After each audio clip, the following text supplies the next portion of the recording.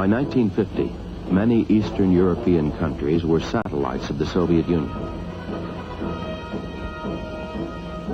In Western Europe, Russian agents organized communist strikes and riots that threatened to bring down several democratic governments. In Indochina, we were spending $500 million a year to finance the French war against the Reds. And in Saigon, our military mission was teaching South Vietnamese militia how to fire U.S. weapons.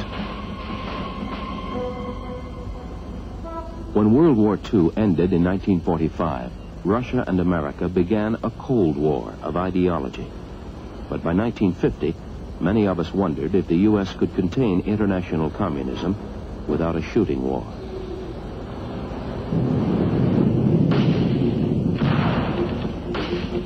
The answer came in June.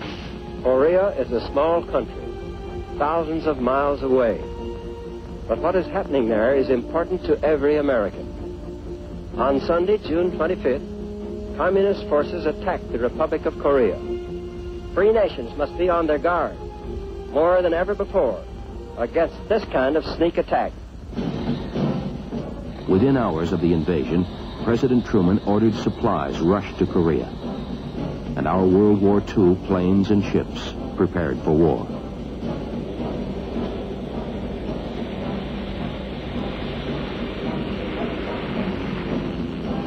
Two days later, the United Nations Security Council authorized member nations to send troops to stop the North Koreans. For the first time in history, a world organization voted to create an armed force to stop armed force. Russia was absent from the balloting. Without consulting Congress, the president backed the UN resolution with planes, ships, tanks, guns, men and women. America was at war again.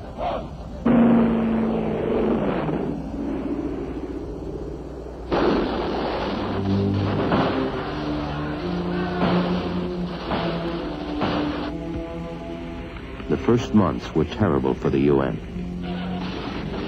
For 6 weeks, there was only bloody, humiliating defeat. Casualties ran as high as 50%. Even higher among the homeless and starving. 2 months after the fighting began, the UN armies had retreated as far as they could go.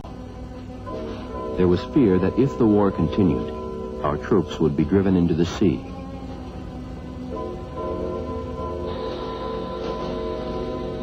A defense perimeter was finally built around the port of Pusan.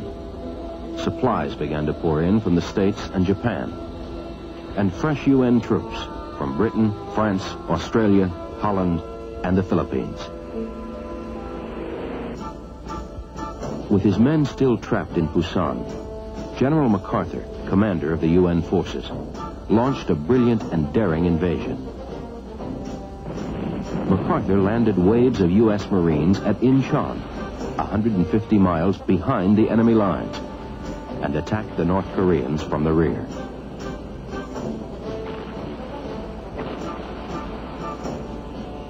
The Communist Army was practically destroyed. Half were prisoners. The rest ran like hell for home. South Koreans, even suspected of collaborating with the Reds during the occupation, were executed by vigilantes along the road. But many refugees, fed, clothed, and nursed by UN troops, were able to return home for the first time since the war began.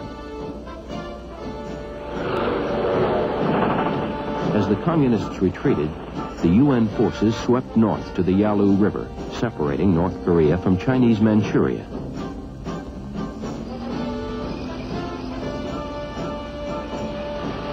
General MacArthur announced to the world that the war was very shortly coming to an end. He was wrong. On Thanksgiving 1950, 300,000 Chinese troops hit the United Nations lines. The Chinese pushed right through North Korea and into South Korea. Casualties were staggering as the UN again retreated south.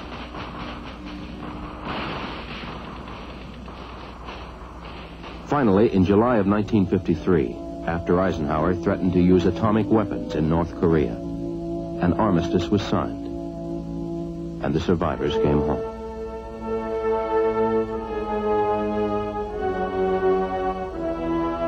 The fighting had lasted 3 years. Nearly 54,000 Americans were killed.